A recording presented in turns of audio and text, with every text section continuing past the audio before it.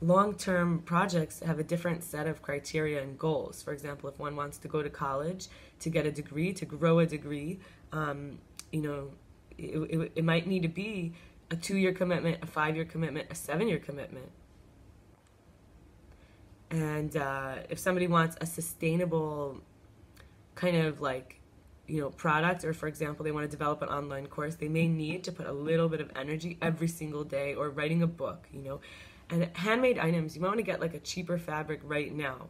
But if you think 3 years down the line, you can actually still have this item if you put the time and the energy into it and sew it really well instead of just quickly running through to get it done. This, out of fear that it won't be there, or that, there's so many other things that are more important. This kind of skill comes from practice, to be able to see something through long term and to keep making adjustments and to keep trying. Then I wrote community funds directly to individuals. So people can apply and directly receive these community funds. Now, some communities, there's always like a really wealthy community next to a really poor community. And this would be a good idea of like how the people in the poor community can apply into a community fund. And maybe it's like from old-fashioned times where people gave charity and tithing, but everybody, or like taxes, but like everybody should be able to be part of the ability to have, livable income. And this is what allows us to feel like, okay, maybe right now I can't put food on the table, but there's a food pantry nearby. And maybe for one family, a chicken goes very far, and yet if they would go to the market, it would be like pretty expensive in the grocery store. And then at a food pantry, they get huge amounts of chickens for very cheap, and then they can give one to this family, or even a bag of apples. Like $1 could buy a bag of apples, but if you went to the grocery store, it could be $1 for an apple. So then volunteers teaching skills and hobbies. Now, I wanted to learn to drive. I'm 31. I live in New York City now. There hasn't been much need for it. In fact, it's harder sometimes in some areas of where I live to have a car, and the gas money and the parking. And there is no parking spot by where I live.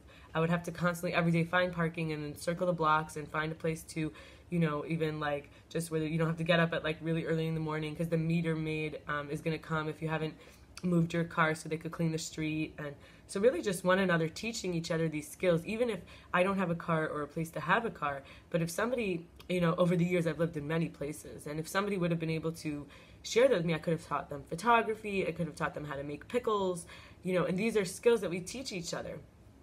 And then we have secondhand electronics and valuables. So instead of just everybody worried about getting the newest, best one, if our values would make us feel like those who have more than enough and are getting upgrades, that they could donate to a fund for a group, for a family, for a community, the ones that are not being used. I mean, I have an iPhone 7 right now, and they're up to like 11. No, they're up to 12 now, I think, or 13.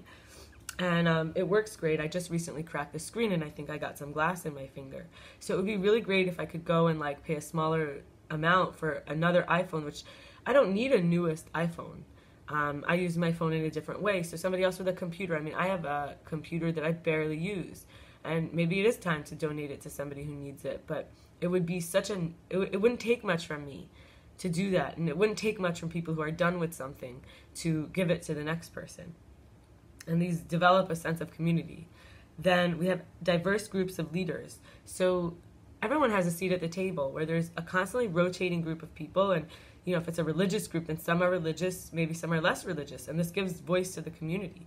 And then maybe if it's a spiritual or emotionally, an emotional well-being or health and wellness kind of group, then you would have like different people of different abilities to represent everybody. You wouldn't have somebody who's just very advanced in one area. But yeah, we kind of like want the experts. We kind of want this, like, our values often is like, let's get the experts there. But having a diverse group, it means that everybody has a seat at the table, because there's a representative, and this is what we wanted in democracy with our government. But communities are going to need their own governing, like in the family support system. I'm saying family because it's a large family. Then community and family meetings. So now that everyone has a seat and a voice at the table, everybody can come together like town hall style, and whoever wants to and can speak up. And some people are so busy working all the time, they don't even think they get to have a right to do that.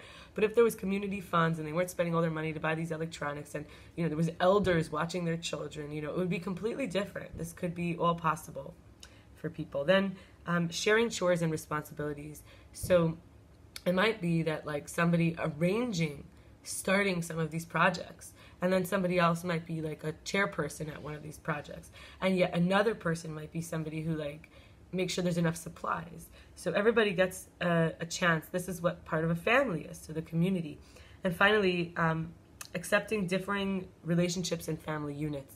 So accepting the fact that nowadays there's a lot of divorce, single parent homes.